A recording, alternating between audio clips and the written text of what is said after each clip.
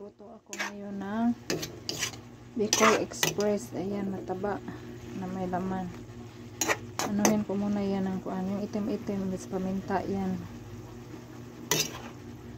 Ayan, patuyuan ko yan. Tanggalan ko yan ng taba.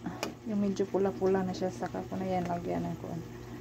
Gisa ng mga bawang, bombay, chili espada, saka gata. Ito yung gata ay nagagamitin ko. Ayan.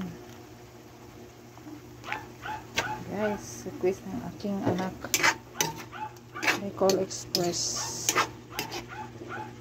Ilagay ko na yung sili para maanghang. Ayan. Pina golden brown ko yung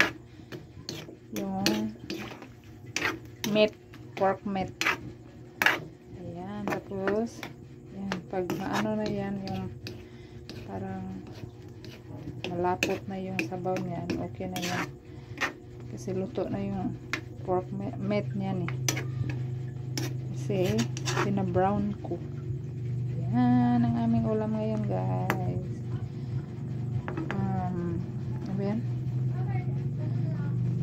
Ang tawag nito, nakalimutan ko. Bicol Express. Ayan, ng aking anak, Bicol Express. Yan, konting lapot pa. Pag-uwi din ng aking banana, aking mister, ang request din niya ito, Bicol Express din. Sundo ko, padala siya ng kuan, Bicol Express. Yan, napakalapot. Yan, sarap. Yan.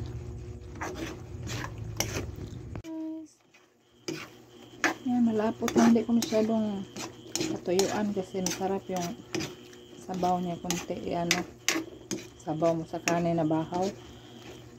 Kaning lamig. Ayan. Thank you for watching, guys. Sarap, guys. Bicol Express.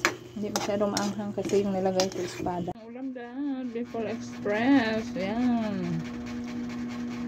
Request ni Selme.